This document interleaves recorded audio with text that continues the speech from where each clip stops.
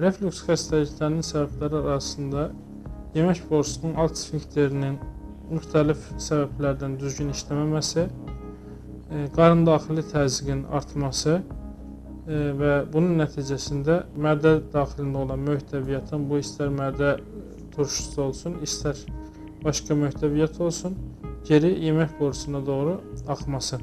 Yemək borusunun alt sfinkterində problemlərin əmələ gəlməsi nəyə bağlıdır? Bu, kardial çatılmazlıq dediyimiz yemək borusunun aşağı sfinkterinin düzgün işləməməsi, bunun etiologiyası tam olaraq bəlli deyil, hansı mexanizmi ilə belə olduğunu bilmirik, amma müxtəlif dərman preparatlarının bu sfinkterin işinə təsir etdiyi üçün o sfinkterin fəaliyyətində hər hansı bir reseptor problemin olması ehtimalı düşünülür.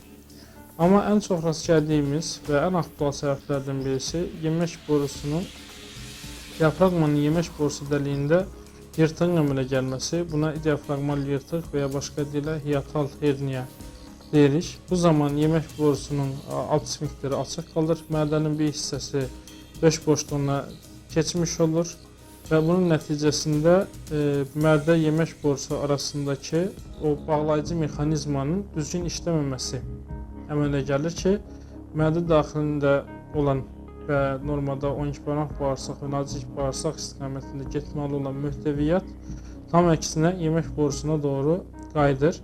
Bu da həm yırtıq hissəsində, həm yemək borusunun seyirlik işasında zədələnmələrlə müşahidə olunur. Başqa bir səbəb sklerozlaşdırıcı xəstəliklər nəticəsində yemək borusu divarında sərtliyin əmələ gəlməsi və sərtlik nəticəsində yığılma prosesinin baş verməməsi və bunun nəticəsində yenə izah etdiyimiz mexanizmə üzrə mədə mühtəviyyatının yemək borusuna qayıtması olur. Qarın daxili təzyiqi artıran səbəblər nələrdir? Bunlar ağırlıq qaldırmaq, qəbizlik, dar geyimlərdən istifadə etmək və s. Bir də bunların yemək borusunun alt sfinkterinin işini pozan başqa bir səbəb düzgün qidalanmamaq, xüsusilə kafeinli və nikotinli qidaların qəbulu ki, bunların qəbulu da yemək borusunun alt sfinkterinin işini pozduğu göstərilmişdir.